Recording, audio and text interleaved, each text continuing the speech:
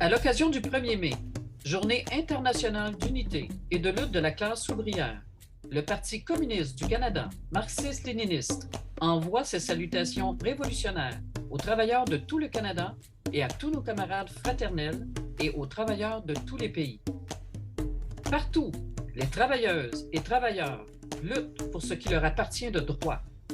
Ils écrivent de nouveaux chapitres dans l'histoire de la lutte des peuples pour exercer un contrôle sur les décisions qui affectent leur vie. Grâce à tous celles et ceux qui réclament à la société ce qui leur appartient de droit, la lutte progresse. Le progrès, c'est de faire en sorte que la crise généralisée dans laquelle le monde est embourbé ne soit pas résolue sur leur dos. La crise ne doit pas être résolue en faveur des riches, ni en embrigadant les travailleurs et les jeunes pour la guerre.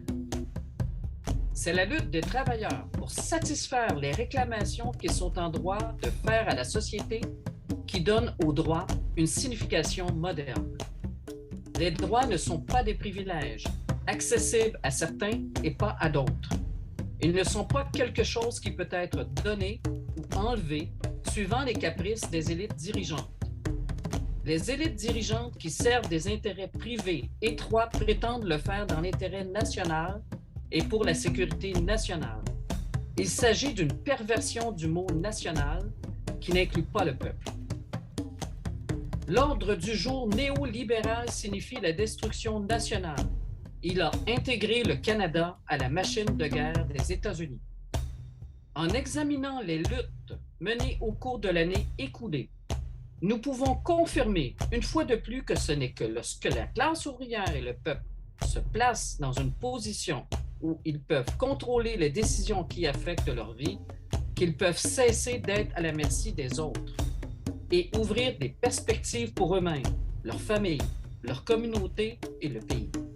Compte tenu de la situation nationale et internationale actuelle, il est devenu tout à fait clair que la classe capitaliste qui est au pouvoir au Canada et dans la plupart des pays du monde n'a aucune solution aux problèmes auxquels le monde est confronté.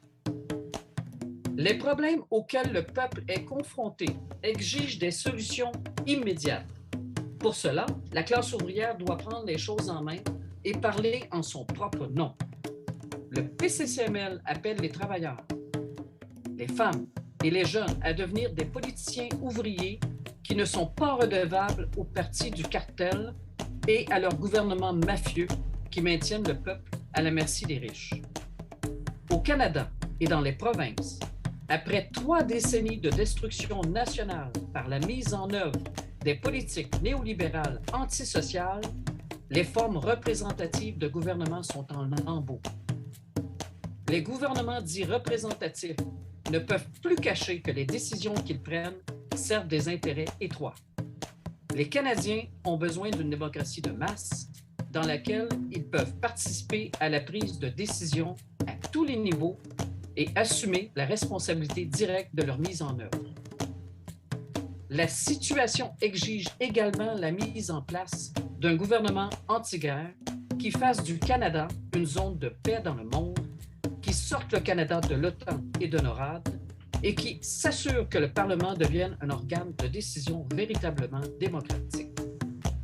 Un gouvernement digne de ce nom doit faire en sorte que le but de l'économie est de servir les besoins du peuple et non ceux des profiteurs de guerre et de faire en sorte que les relations commerciales soient fondées sur l'avantage mutuel et que les rapports d'exploitation soient abolis. Cela implique donner un statut à toutes les travailleuses et tous les travailleurs, qu'ils soient migrants, réfugiés ou autres, et s'assurer que personne n'est illégal. À cette occasion, nous saluons toutes celles et ceux qui luttent pour les droits des travailleurs migrants, des travailleurs invités et des travailleurs immigrés opprimés, ainsi que des travailleurs d'entrepôt et des travailleurs à la demande. Notre sécurité réside véritablement dans la lutte pour les droits de toutes et tous. Les Canadiens ont également très à cœur d'exiger la restauration immédiate des droits ancestraux des peuples autochtones et le versement de réparations pour les crimes passés et en cours. La demande de programmes sociaux qui répondent aux besoins de la société est un objectif central immédiat, tout comme le logement pour tous, les systèmes de transport et de communication pour tous, et les établissements d'enseignement et de santé, les soins aux personnes âgées et les garderies qui sont adéquatement financés. Ils doivent répondre aux besoins de la société tels que définis par le peuple et non par les riches. Les succès sont obtenus lorsque les travailleurs se placent dans une position où ils peuvent jouer leur rôle en tant qu'individus et collectifs pour défendre les droits qui leur appartiennent du fait d'être humains. Le bellicisme, les mensonges, la désinformation, les politiques identitaires, les scandales et les diffamations conçues pour maintenir le peuple divisé et incapable d'avoir un impact conduisent à des dépenses de guerre et à des pouvoirs spéciaux qui font tous partie de l'ordre du jour antisocial. Tout cela doit être rejeté. Nous saluons les travailleurs regroupés dans les syndicats qui s'expriment à tous celles et ceux qui interviennent, disent leurs pensées et prennent des positions sérieuses sur ce dont ils ont besoin et sur la manière dont les choses devraient être organisées. À cet égard, un salut rouge aux jeunes qui luttent pour leurs droits au travail et pour humaniser l'environnement naturel et social et qui disent « pas un seul jeune pour la guerre impérialiste ». Les travailleurs canadiens et québécois n'ont jamais accepté de ne pas avoir leur mot à dire sur leurs conditions de vie et de travail. Ils ne l'accepteront pas à l'avenir non plus. Ils n'acceptent pas que les gens soient laissés à eux-mêmes par l'asservissement économique et politique à des intérêts privés étroits et aux États-Unis. Ils n'acceptent pas que les élites dirigeantes prétendent que nous ne pouvons pas avoir une économie autonome qui a des relations amicales avec toutes les nations. À l'heure actuelle, les conditions exigent que la classe ouvrière assume son rôle historique de diriger tous les travailleurs dans l'action pour leurs droits d'une manière qui respecte les droits de toutes et tous. Les conditions exigent également que les travailleurs conçoivent et mettent en place un nouvel ordre mondial où la condition de la paix et de la prospérité de toute nation ou de tout peuple est la paix et la prospérité de toutes les nations et de tous les peuples.